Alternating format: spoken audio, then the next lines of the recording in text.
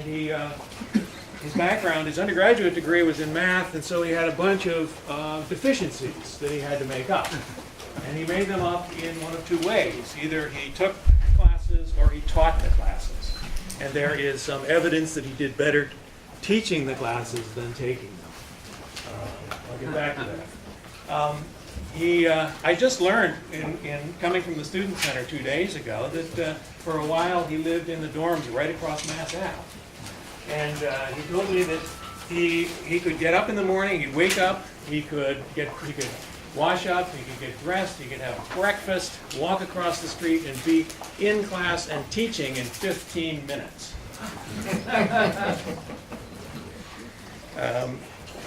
When he graduated with his Doctor of Science, he went to the research lab, the GE's research lab in Schenectady, New York. We heard a reference to that yesterday about Irving Langmuir, who won the Nobel Prize in chemistry.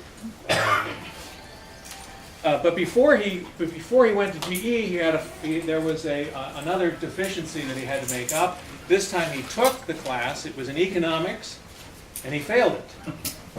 And consequently, the department of the school waived the requirement, since he already had a job and was a pretty good student. He said he looked at the book. There was only one equation in it, and it was wrong. Now, my field is economics. And years later, when I was thinking about that, I realized I know what that equation is. And it's not wrong per se. It has a variable in it called velocity. And if you calculate the units from that equation, it's not the units of velocity as a physicist would say, and that's the sense in which it's wrong.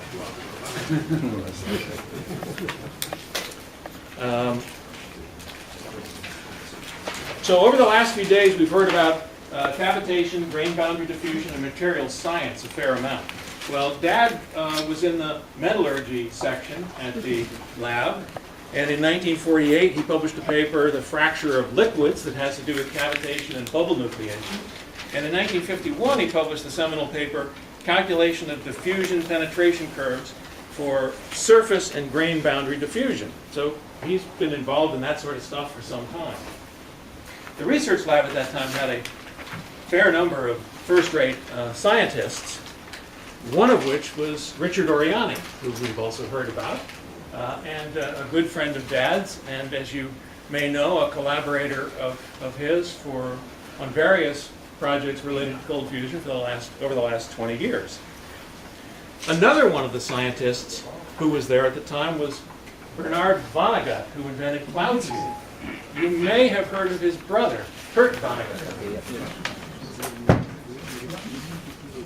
In the 1950s, in the mid-50s, Dad decided to learn some more physics, and so he took a sabbatical and went to UC Berkeley for one semester and audited courses from Edward Teller, among others.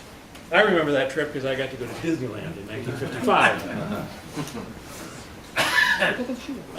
Because of Dad's great ability to teach and mentor people, he was given the assignment to mentor a young Norwegian by the name of Ivar Gaver, who won the Nobel Prize in Physics that was awarded in 1973 for experiments done at the lab under Dad's guidance earlier in tunneling in solids.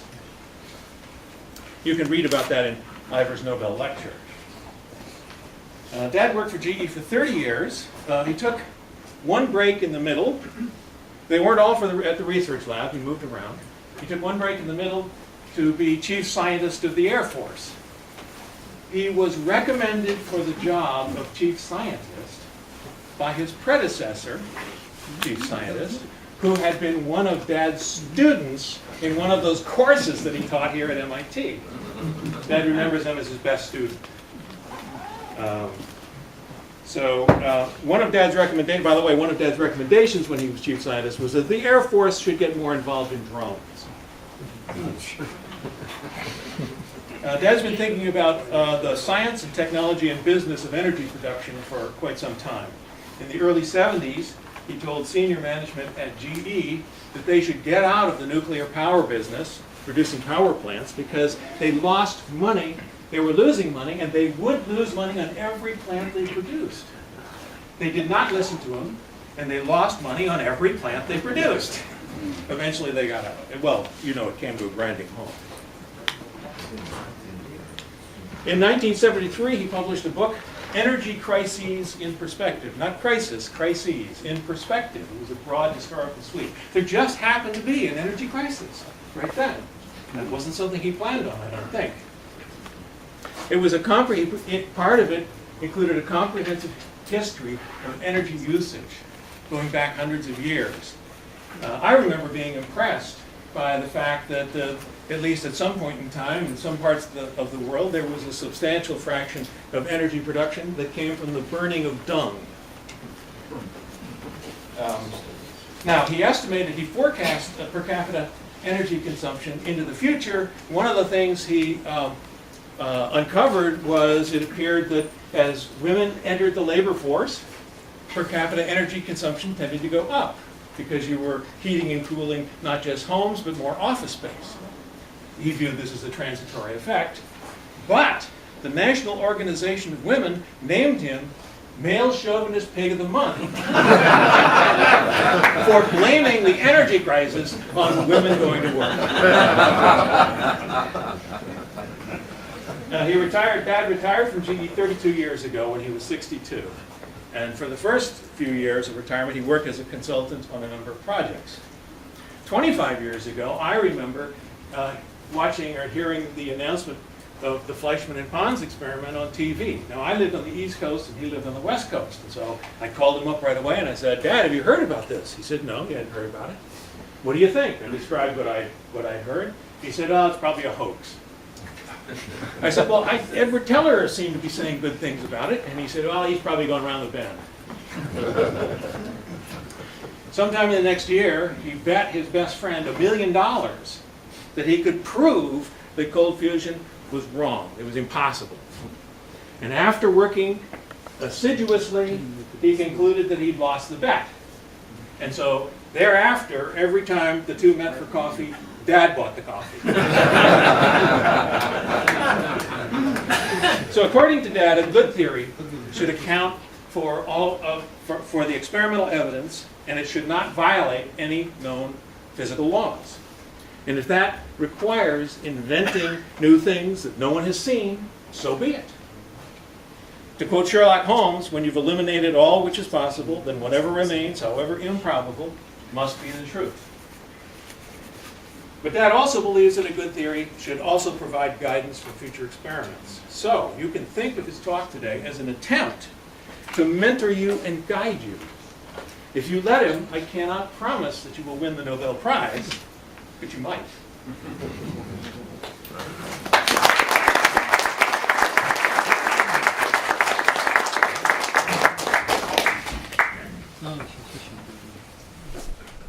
Well, thanks for that introduction. I'm going to talk about LANR experiment and theory. It's the personal experience I've had over the years, going from Fleischmann and Pons through to Defkalian and Rossi and looking beyond. And that's what we're doing here. Rossi and Defkalian have built LANR power generators. The thing we wondered for many years, would anybody ever be able to do it? They've done it. I'm going to tell you how these generators work, and then I'd like to tell you how to make them work better.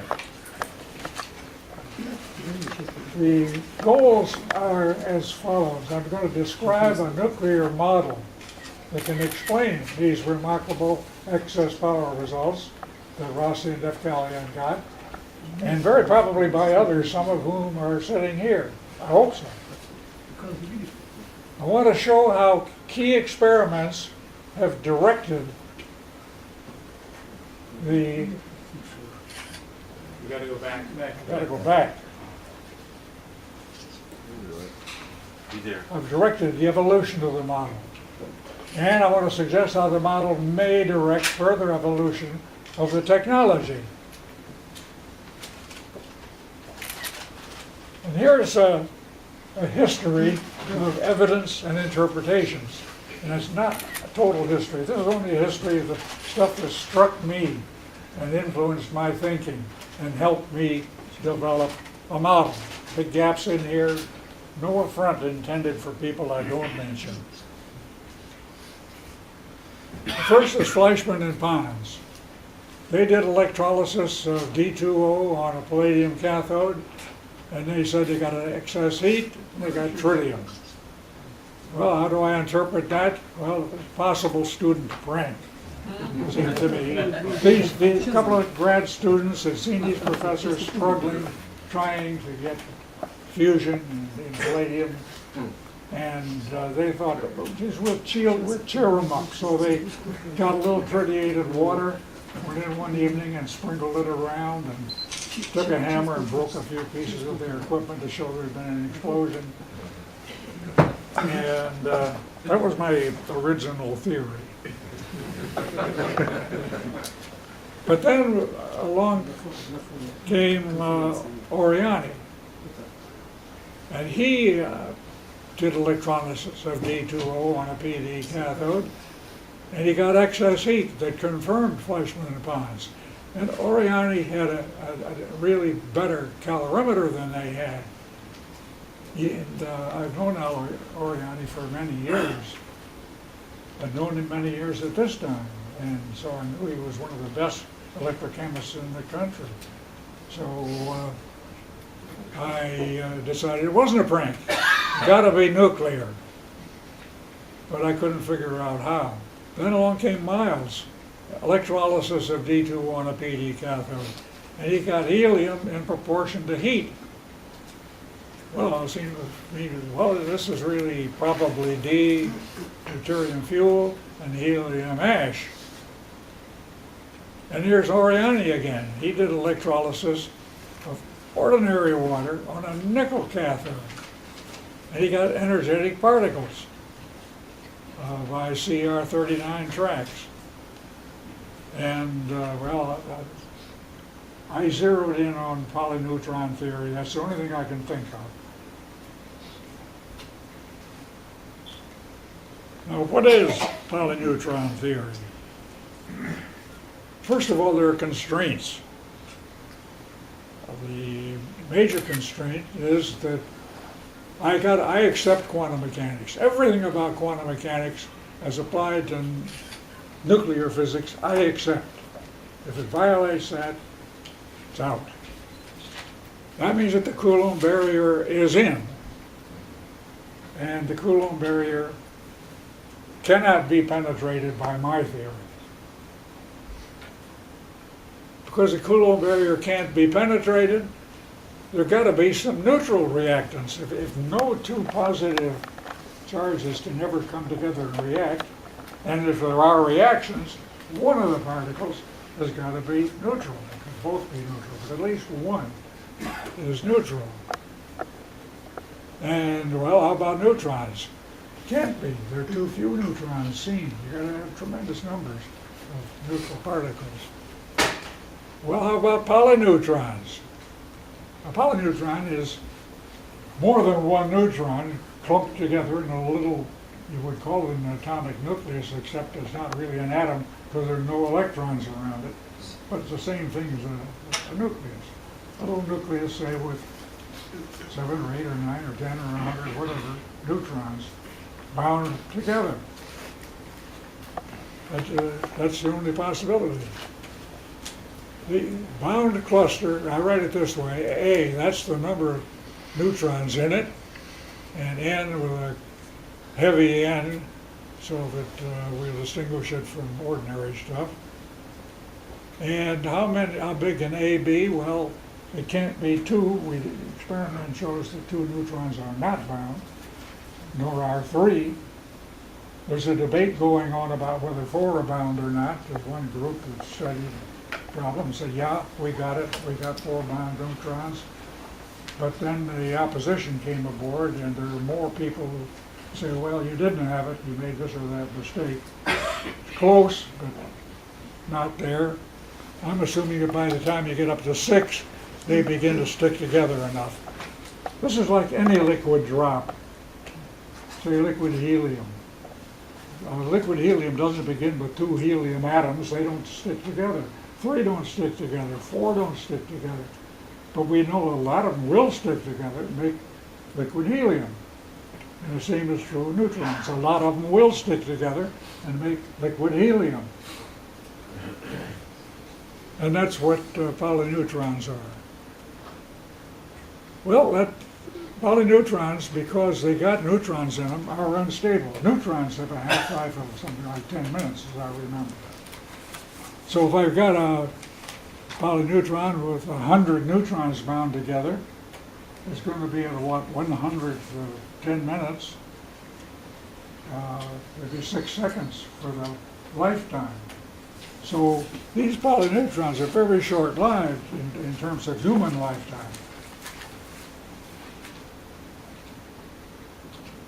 And what do they decay to? Well, if one of these neutrons goes to a proton, then you will get a H. It's a bound cluster, most of which is neutrons, but one of which is a proton. And because there's just one proton, chemically that's hydrogen. If another one undergoes a beta decay, you get a helium, which is now say 98 neutrons and 2 protons. Chemically, helium. And you still got a 6 or greater, but let's get this whole new family of isotopes. So it's polyneutrons and the descendants of polyneutrons through beta decay that are the particles that enter this theory. You might say, well, none of those have been seen, but I say, well, how do you see them? You see them, if you did see them, it's the same way you see an electron, which is by its influence in experiments, or the same way you see a neutron, by its influence in experiments. And the way you see polyneutrons are by their influence in experiments done by this crowd of people and our associates and called LANR.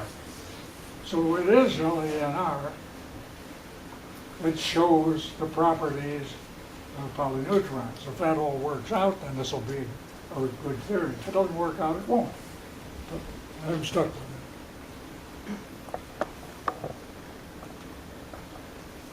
First, let's consider some LANR reactions. Here's a polyneutron. It can interact with deuterium, which is hydrogen 2, and grab a neutron. It gets bigger to A+1 neutrons. And it leaves behind the proton, ordinary hydrogen. Well, this A+1 N can interact with another deuteron and grow one more neutron and leave behind one more hydrogen, and so on. And these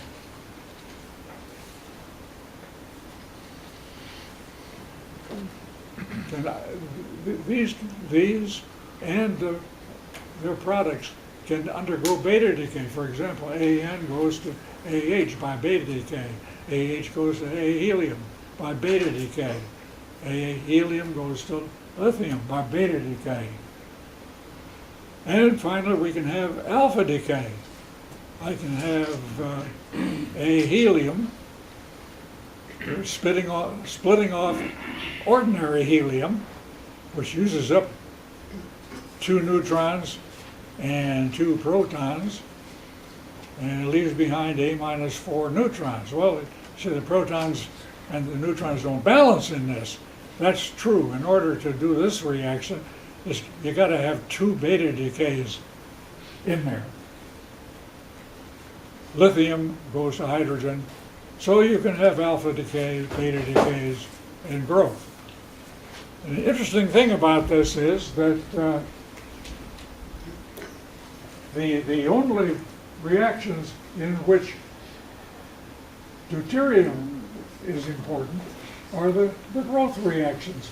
these isotope decays and beta decays and alpha decays don't involve deuterium at all. So take the deuterium away,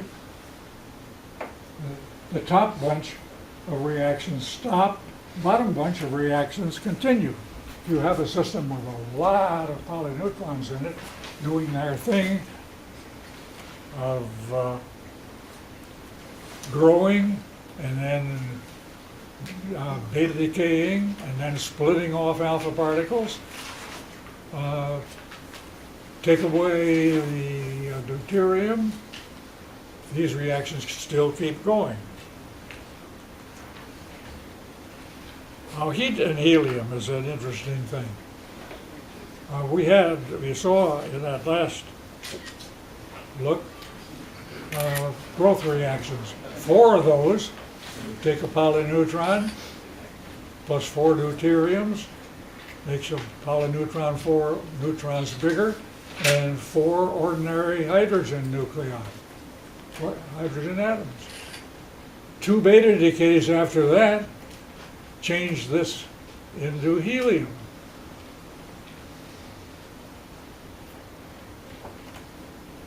One alpha decay changes that A plus 4 helium into AN plus helium, ordinary helium 4. And this AN just restores the first one up here. So the overall reaction is 4 deuterium nuclei, 4 deuterium atoms go to 4 hydrogen atoms plus helium 4 plus 21 MeV. And I don't have to know the masses of these polyneutrons yet because it all cancels out.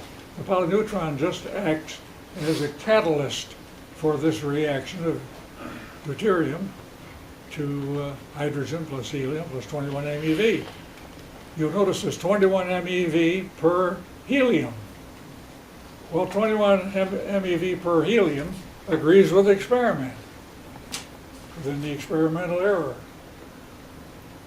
But you can also say, well, look, here 4 plus 1 is 5 ordinary charged particles zipping off of there, so that it's 4 MeV per charged particle. Well, or you can say, well, it's 4 hydrogens per helium. Well, nobody has yet measured how much hydrogen comes off as a product. Now, we know how much helium comes off in relation to energy, but not how much hydrogen does. It'd be a good experiment if somebody could do that.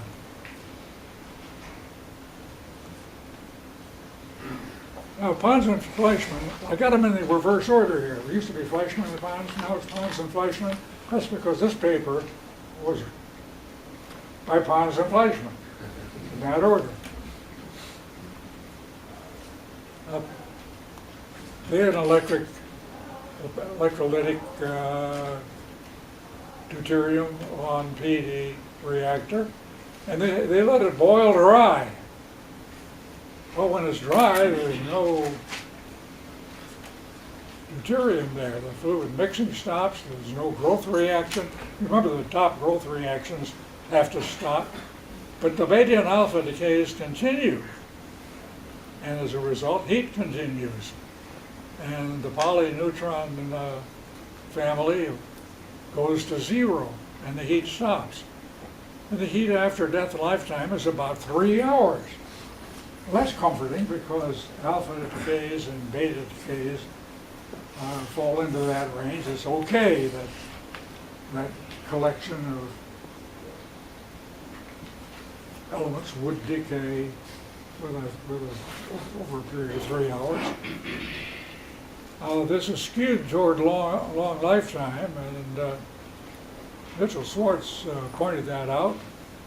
And the theory says, yeah, there's a very long lifetime tail. It can go on for years or thousands of years, but it isn't very big, just a few.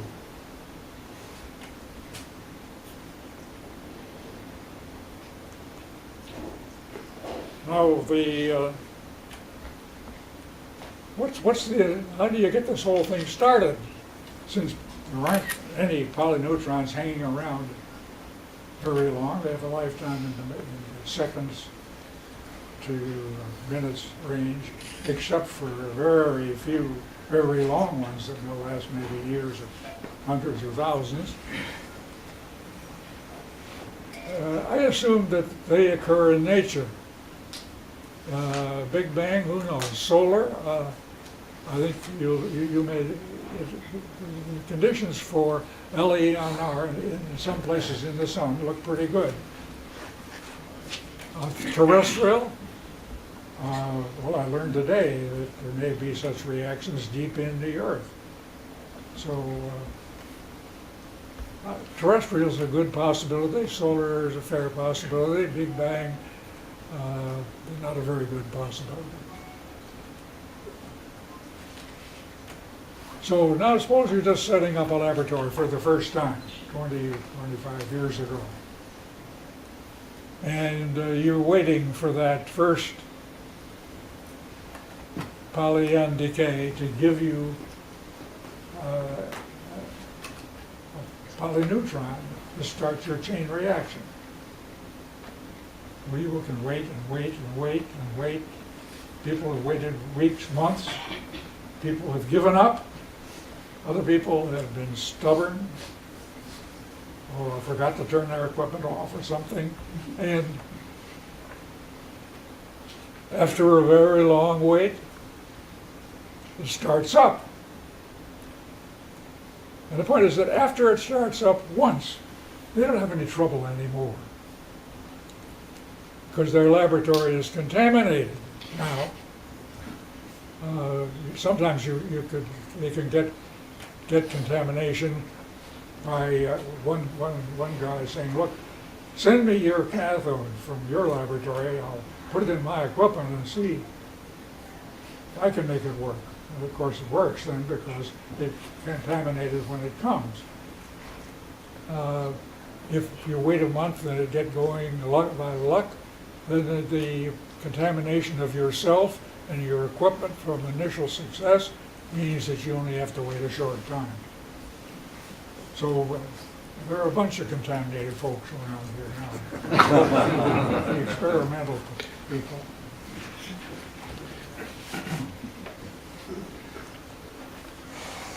Now, transmutation. Livermore has evidence for transformation of strontium to molybdenum, cesium to praseodymium, barium to samarium, and other stuff. This is terrific evidence for a theory.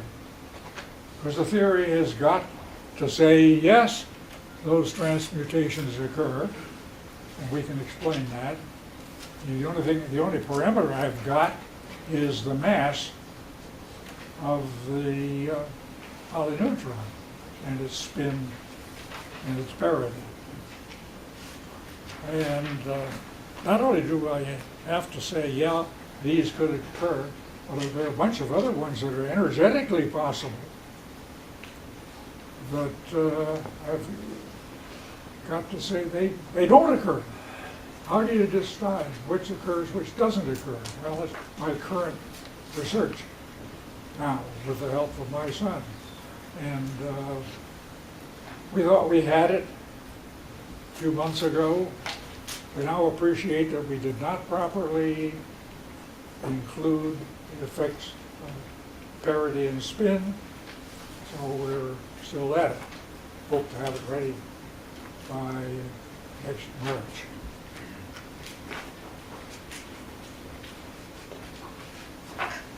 Now, transmutation reactions in polyneutron theory occur as follows. You have a polyneutron with A plus C neutrons in it, and an ordinary element of charge Z, and with D nucleons in it. And C of these neutrons transfer over to the DZ, leaving behind just A neutrons and C plus D Z. After that, C plus Z is almost always radioactive. It decays into a new element with Z going up by 1. And it releases energy wherever it stops.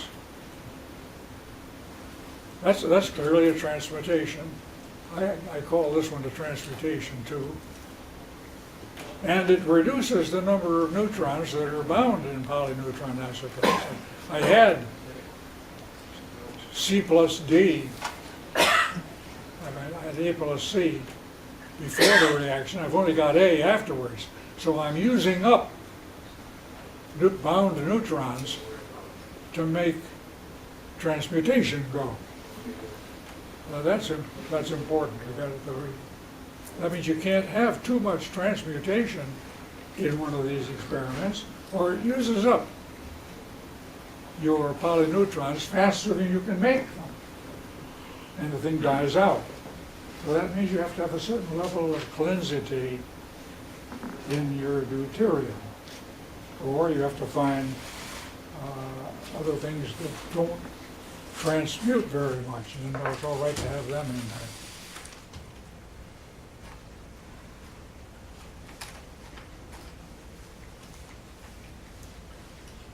Now, neutron isotopes also can undergo fission. The growth and decay reactions we've been talking about conserve the number of poly-N isotopes. They may change them for the number of neutrons they contain, or change a neutron to a proton, but the number of those poly-N isotopes doesn't change. But if the number of poly-N isotopes can decrease in an experiment, well, first of all, by diffusion of AN from the reactor. They diffuse around as fast as neutrons. They're just neutral, so they can get out. And when I suggested to Oriana they stop looking inside this reactor for charged particles, look outside. He did that. He found particles outside. So that sort of confirms it's all right for polyneutrons to be around, but then they escape from the reactor. And then there are some breakup reactions. If a polyneutron type isotope gets to be small, down to 6, say 6 helium, it can decay to ordinary helium-4 plus 2 neutrons. Or if it gets down to hydrogen-6, it can decay to tritium plus 3 neutrons. These reactions being exothermic. For all other polyneutrons and polyneutron-like isotopes, these decays are not exothermic, so they can't manage to disappear. These can disappear. Well, if I'm going to have leakage and breakup, I gotta have a neutron. I gotta have fission of polyneutrons to build up and maintain a large poly-N isotope population. Now here's such a fission reaction. Suppose I got A plus B plus C neutrons and an ordinary and a Z charge ordinary nucleus. And that I switch off B plus C neutrons, put B of them onto the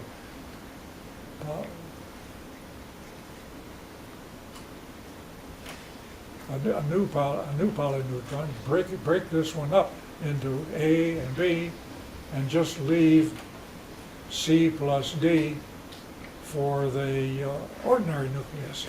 Well, I started out with 1 polyneutron, and now I got 2 polyneutrons, so I got polyneutron fission. That competes with a transmutation reaction, which starts with the same ingredients, and instead of fissioning the polyneutron, instead just makes a bigger polyneutron. And this one uses up C nucleons also. So here are a couple of reactions that use up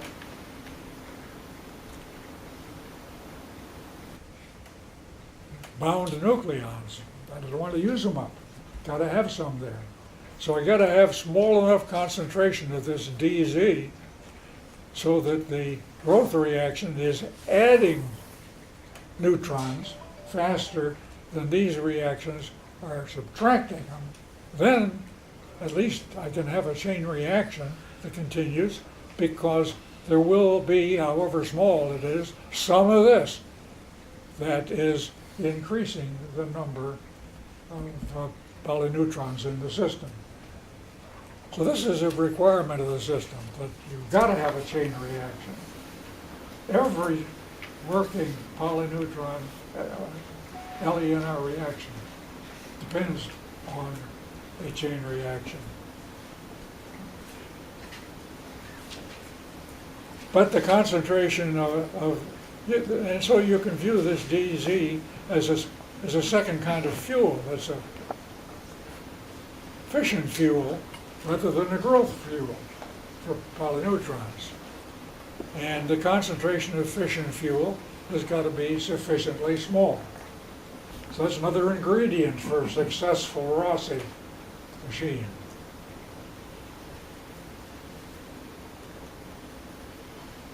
Now I can revise heat and helium. You remember that one at 21 MeV per helium.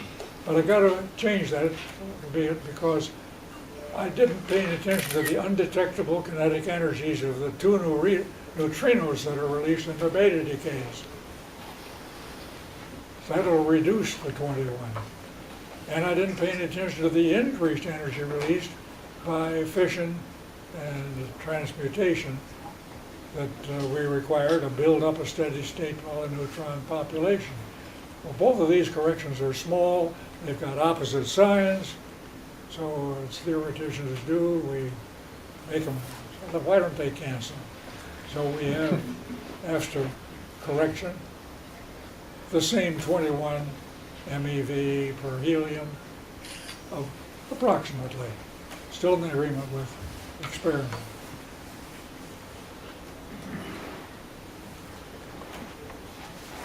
Then there's something called the Hagelstein criterion. This is not experimental data that a theory should check and agree to, but it's a theoretical position that Peter made that any theory ought to satisfy.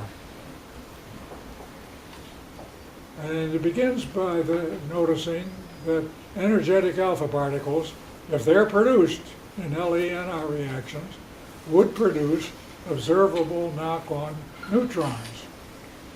Lots of them. And we don't see those, so there must be no energetic LANR alpha particles. Or neutrons must be captured before they can be observed. Only two possibilities.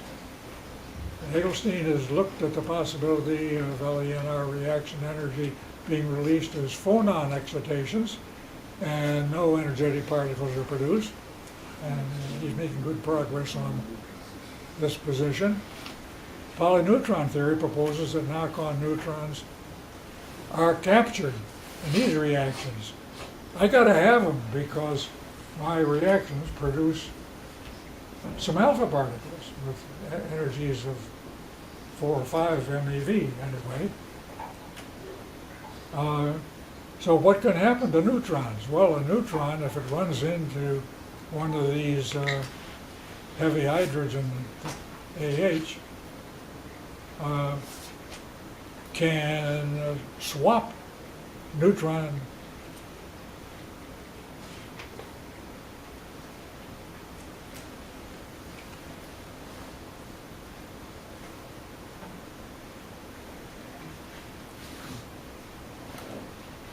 That made a great deal of sense to me when I made this up. It would be A minus 1, I think.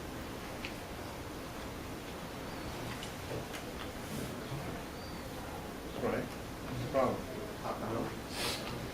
this is, I should have a 1 on here. Just an ordinary neutron plus AH goes to AN plus ordinary hydrogen. That conserves the proton, which is here, and it conserves the A, which is, and the one that conserves the H. So these are all right, just I forgot to put a 1 on there to make it look better. So that mess of on the decay, polyneutrons will absorb ordinary neutrons. So I conclude, well, the Hagelstein criterion is met one way or the other or both.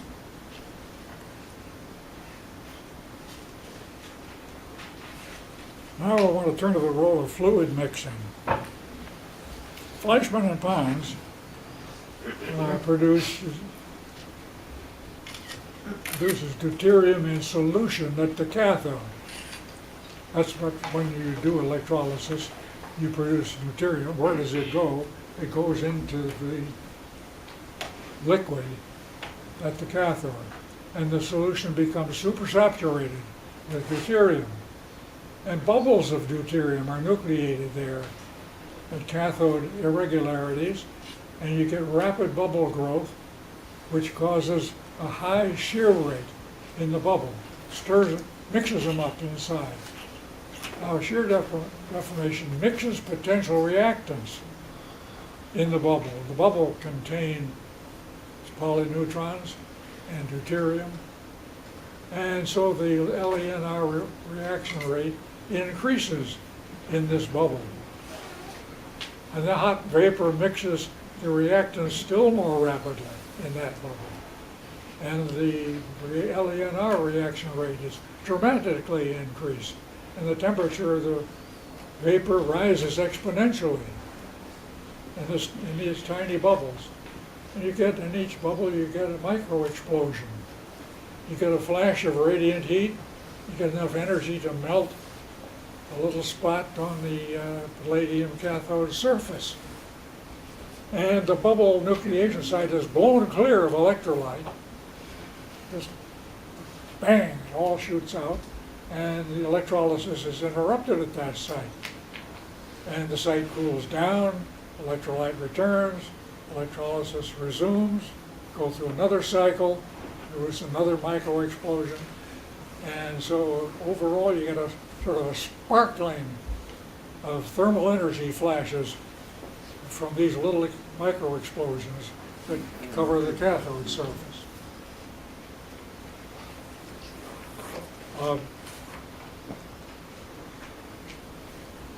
Now, I want to see how I look at Rossi and how I see things going beyond it.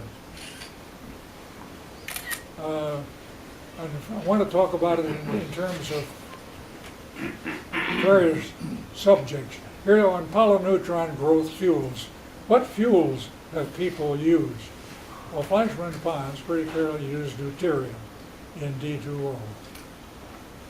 Imamura used deuterium gas. His is the best, clearest case, because that's all he has going in there is deuterium. And it's also, when he tries hydrogen, he doesn't get any heat or any action. So, very good experiment for showing deuterium is a fuel. Tifkalian uses here deuterium dissolved in hydrogen gas or not, I don't know. If they may have said, but I haven't heard. Rossi, I believe, uses deuterium. Is his deuterium in hydrogen gas? Again, I don't know. I would guess it is. And beyond, what's possible? Well, deuterium in natural gas,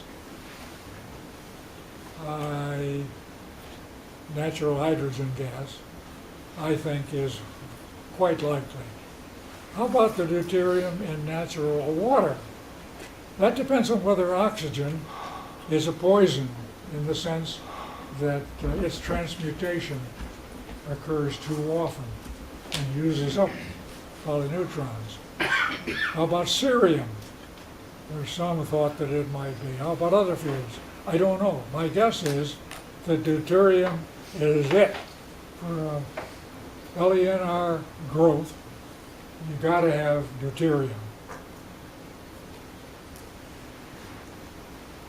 Now, how about fission fuels? You gotta have a fission fuel as well as a growth fuel. Fleischmann and Pons don't say anything about fission fuels. They haven't even got that idea. But they've got palladium, they've got sulfur, and they've got oxygen that are handy there in the cathode and in the electrolyte. So it could be any of those. Iwamura knows it's calcium. He has calcium in his reaction volume. If he replaces it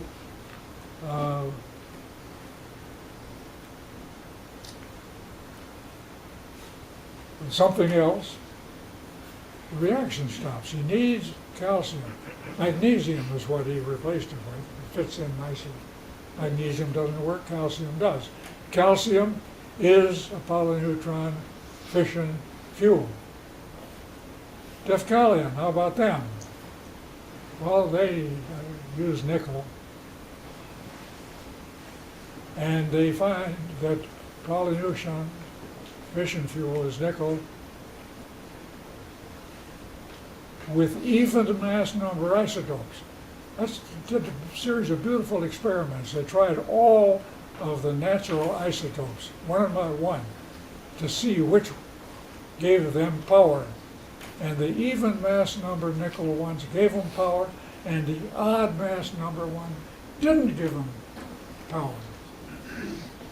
Well, that would have to be that odd mass number nickel is not a fission fuel. And a preliminary check shows that, well, when the reaction occurs with the odd nickel isotope, the energy of that reaction is not sufficient to drive the fission reaction. So it's all right energetically that it isn't a fuel. So that's good. How about Rossi? He's got nickel in there, but he's got a secret ingredient.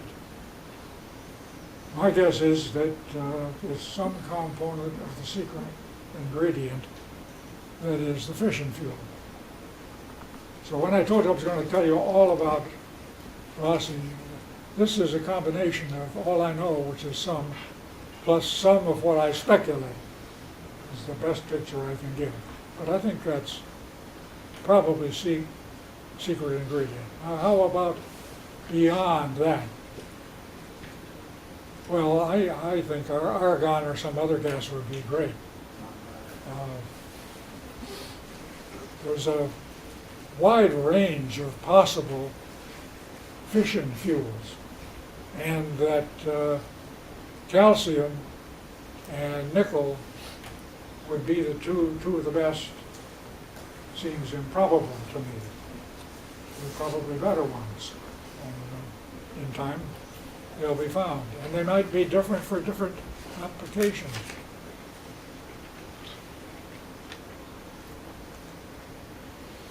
Then reaction control methods.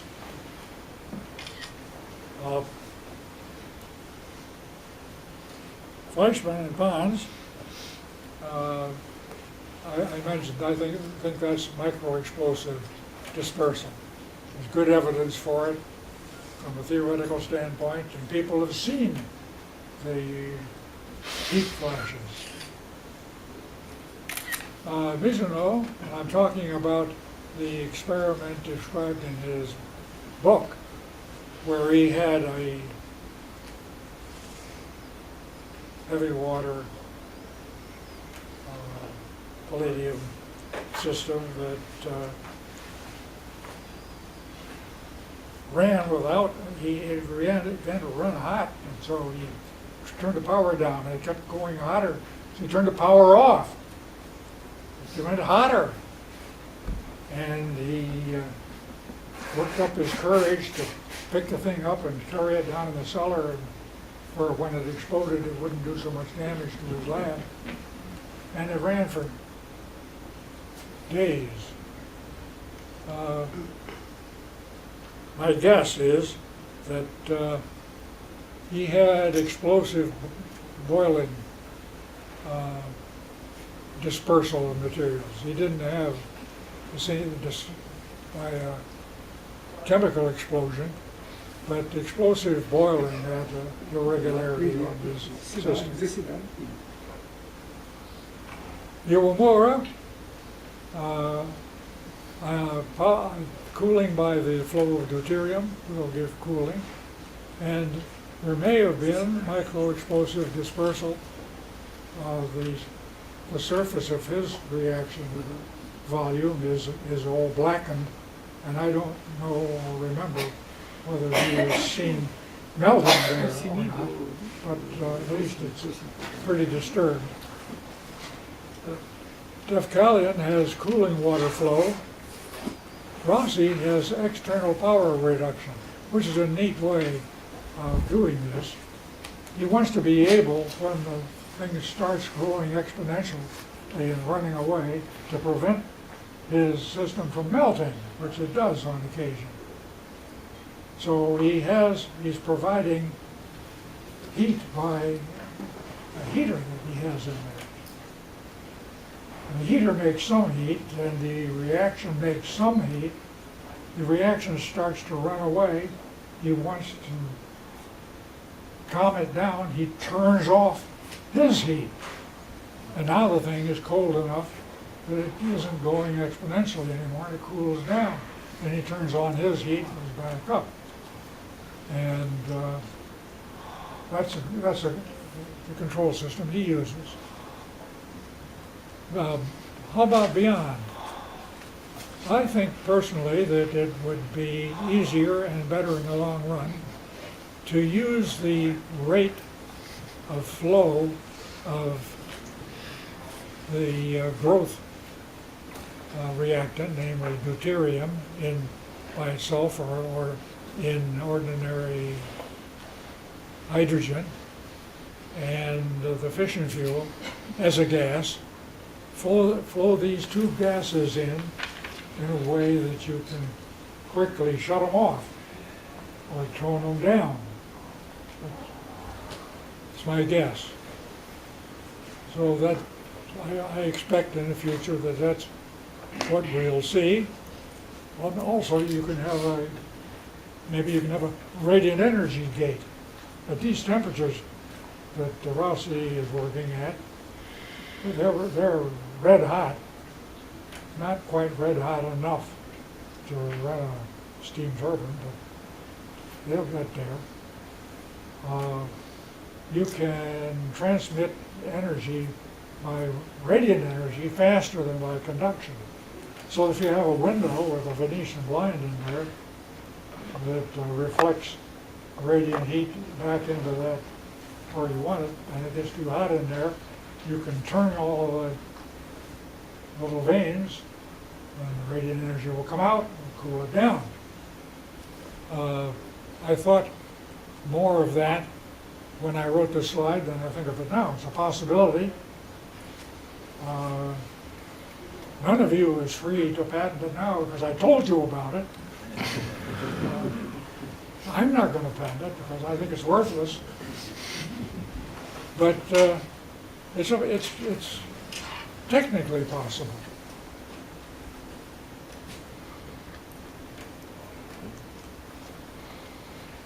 Now, how far have we come? It's sort of a summary.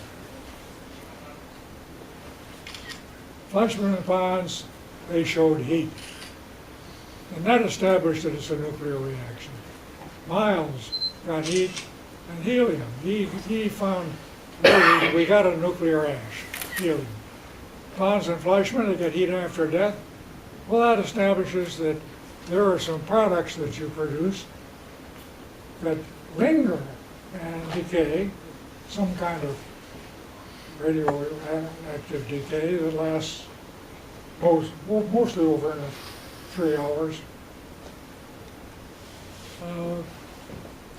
Imamura showed there's calcium is a fuel.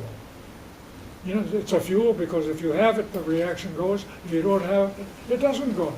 That means it's going. If it's going, it's making heat. It's a fuel. And so that establishes a second fuel. Deucalion establishes that nickel of even atomic number is a fuel. And that confirms that there's a second fuel. It's a different second fuel here, but a second fuel is necessary. There's a lot of experiments of hydrogen plus nickel. And that one doesn't have any nuclear connection. That's not nuclear, but very significant because it motivated Rossi and Deucalion.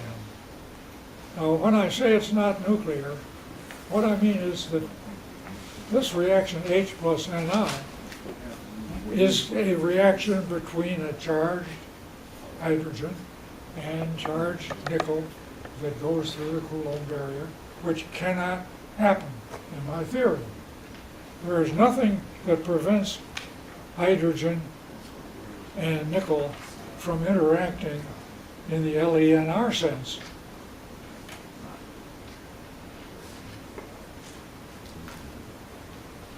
And doing something. But a lot of the H plus Ni stuff is not nuclear, not only in the sense that they thought it was this way, but it's not nuclear in the sense that what they thought was output power was from a nuclear source, was not output power from a nuclear source. It wasn't excess power at all. But still, the key experiment.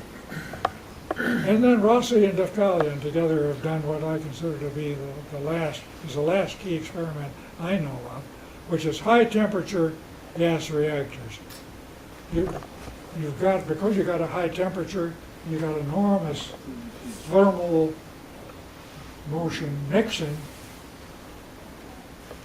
What you need to get polyneutrons close to the deuterium faster. And I think that's the path to future power.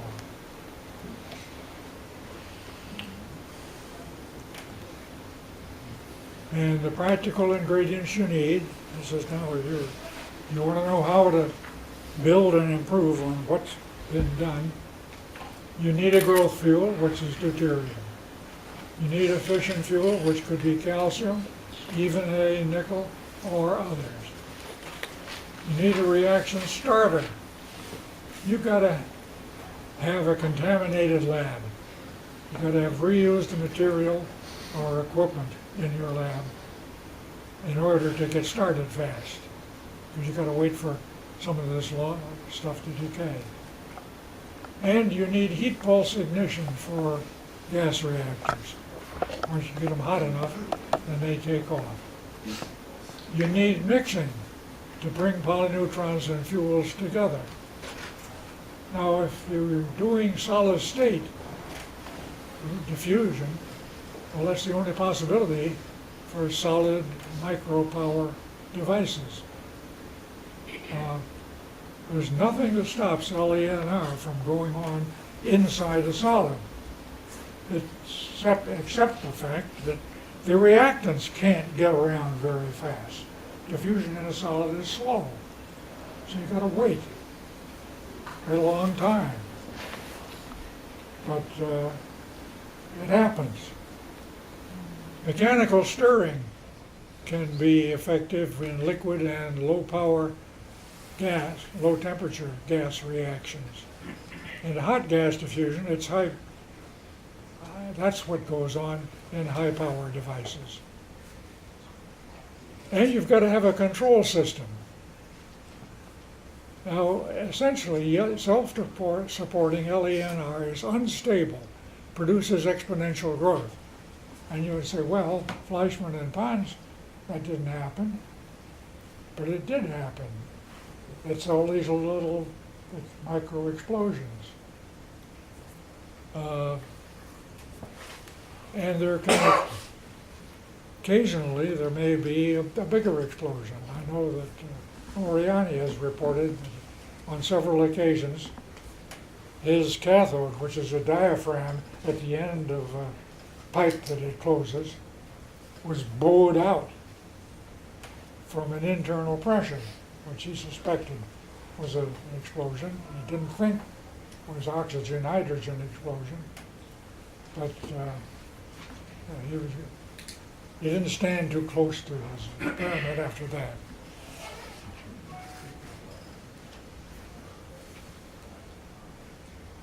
So you got to have a control system is the biggest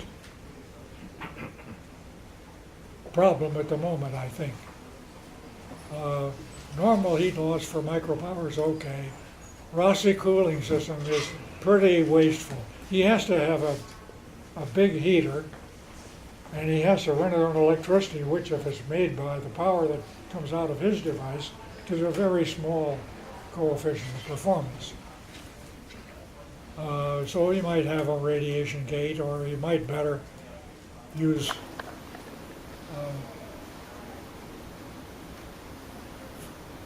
fuel flow control. Deucalion cooling system is pretty slow because they got their fuel, their cooling water in a pipe. It takes a while to put it through there. And fuel dilution with hydrogen or something else is interesting because hydrogen is one of the few elements that does not interact with polyneutrons. So you can dilute deuterium, and the hydrogen that it's diluted in, it acts just like a vacuum as far as LANR is concerned. So there are your ingredients. So now I think that here on the 25th anniversary of the Fleischmann and Pons discovery, we can say that a significant level of power generation has been achieved. And a basis for theoretical understanding has at least begun to be achieved. And our task for the next some years is going to be to refine and teach these to the science and innovation communities.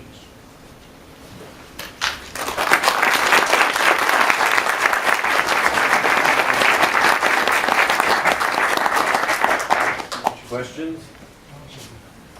Questions. Dad, you gonna take questions? Yeah. There's one over there. Yes. The polyneutron seems like it could be called unobservium. Is there any way we'll be able to observe its character? Yes. I listed most of them. The same way you observe a neutron, or a proton, or an electron, or a meson. You look at what so first of all, you suppose that it exists. And you suppose that you know its properties. And then you do an experiment to check if that's right.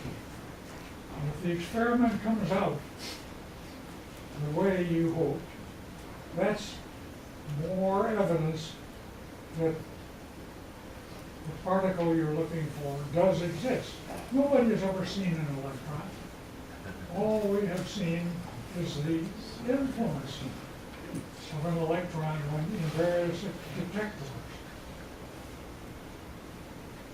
And so far, and forever, the only influence we will see of polyneutrons is their influence on various detectors.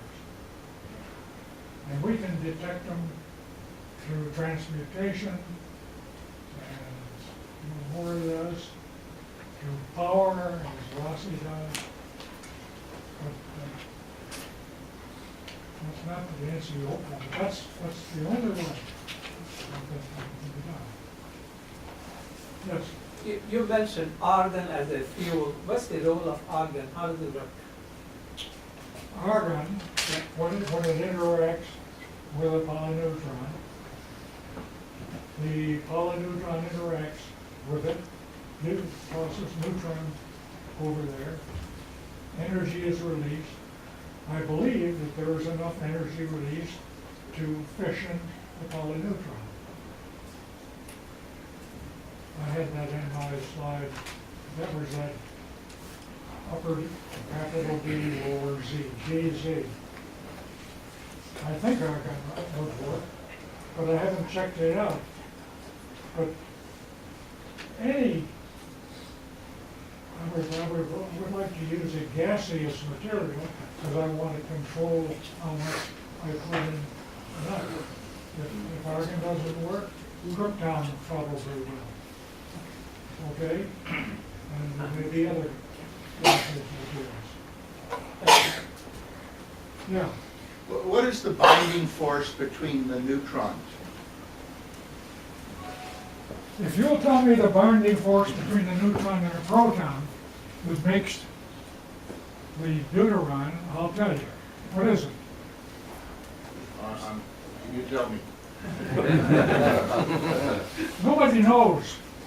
I have had, Takahashi tells me that my theory can't be right because I haven't shown that neutrons will stick together. And the thing is that you take a modern book in nuclear physics, and the author at some place plaintively says, well, as yet, nobody knows how to calculate the binding energy of the deuteron. So currently, nuclear physics is incapable of calculating the binding energy of a proton and a neutron. No, they're also incapable of calculating the energy of anything else. They measure them all, calculate none. Yes. We've been hearing increasing evidence lately that LANR reactions are both susceptible to and produce magnetic fields. How do you interpret that in light of your polyneutron theory? I can't fit it in at all. I have an open mind on that. Not open wide, but open. I've got to learn more about it. It seems improbable to me. And yet, But we just I got to saw say, a great there's graph some other things yesterday. that I learned today from Peter Higglestein's talk that I hadn't thought about at all. And I was delighted to hear that there is evidence that supports the idea that LANR may be going on deep in the Earth's interior. So funny things can happen with LANR. It may be going on around us all the time, ignored by people because its rate is so slow, mostly. Yes. I think the existence of so-called halo nuclei with many extra neutrons is interesting in this regard. Yes. Halo nuclei belong in the ordinary nucleus scheme of things. They are not polyneutrons, and their symmetry is different. The thing they have in common with polyneutrons is that for a long time nobody thought they existed. But then they found they did exist, and they studied them. Yes. One comment about our experiments. In addition, calcium, in addition to calcium oxide, Y2O3, yttrium oxide. Yttrium oxide also works in our experiment. Which oxide? Yttrium. Yeah, yttrium. Why? Y2O3. Yttrium. Yttrium. Oh, good. So Thank you. please add yttrium to your slide. I will. Just a comment. Thank you.